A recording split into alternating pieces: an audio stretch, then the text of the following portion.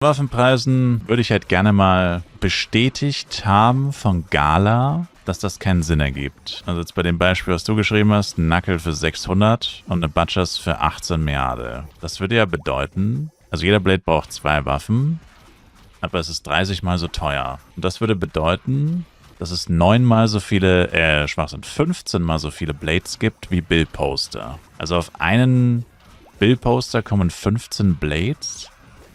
Auf 100 Billposter kommen 1500 Blades? Also ehrlich gesagt, ich glaube nicht, dass das so ist.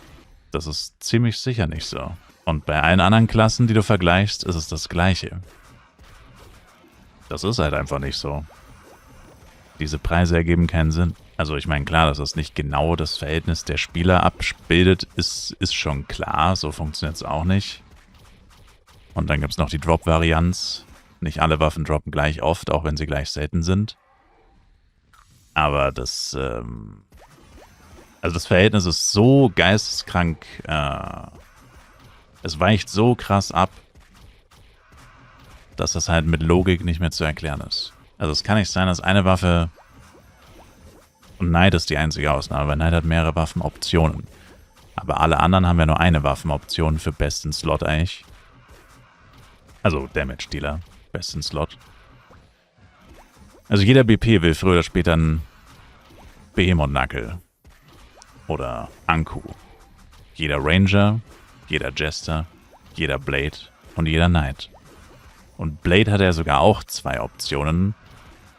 Gut, trägt fast keiner, aber trotzdem hat er sie theoretisch. Also die paar Blades, die wenigen Blades, die K-Fang tragen, müssten ja trotzdem dafür sorgen, dass es zumindest ein paar Leute gibt, die weniger Butchers wollen.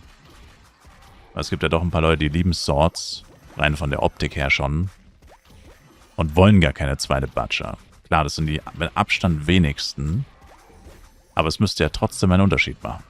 Also es kann ja nicht sein, dass das keinen Unterschied macht. Zum Beispiel.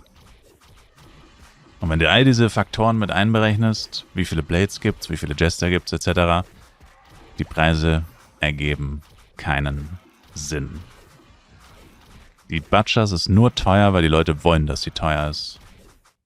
Das ist reine Marktmanipulation und oder Psychologie. Das ist einfach Bullshit.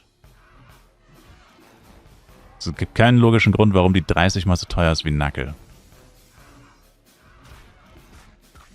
30 Mal, allein schon, dass du das sagst. Das Item ist gleich selten, gleich stark letztendlich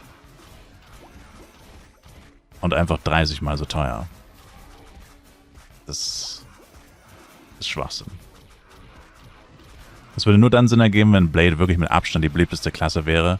Und das ist er ja nicht mal.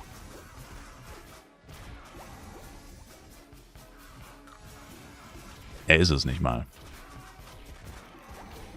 Wenn es jetzt doppelt so viel Blades geben würde in der Top 1000 wie alles andere und man das als Indikator für den kompletten restlichen Server nehmen würde, dann wäre es ein bisschen glaubwürdiger oder dann wäre es ein bisschen nachvollziehbarer. Aber ist es nicht. Es gibt doppelt so viele Knights wie Blades in der Top 1000.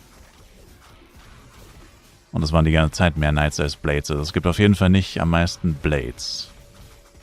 Und höchstwahrscheinlich nicht mal am zweitmeisten. Das ist echt Bullshit. Deswegen wäre es cool, wenn Gala mal sagen würde, wie die Klassenverteilung aussieht. Und auch wie viele Waffen so gedroppt wurden.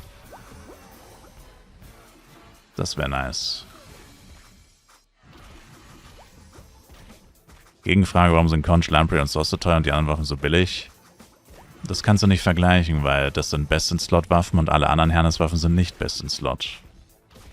Der Vergleich ergibt keinen Sinn.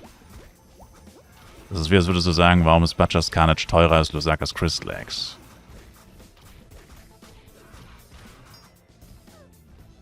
Das ergibt irgendwie keinen Sinn. Da vergleichst du Äpfel mit Birnen.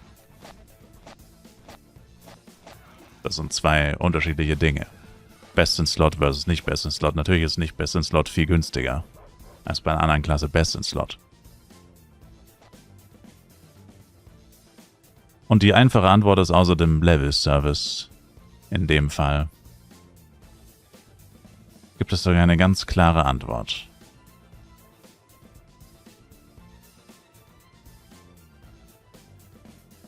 Die Butcher ist die stärkste Waffe für die stärkste DPS-Klasse.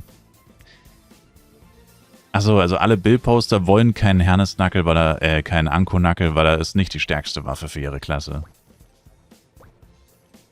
Das ergibt doch gar keinen Sinn. Also willst du mir sagen, es gibt Bill-Poster auf 190, die keinen Anko-Knuckle tragen und den auch nicht haben wollen?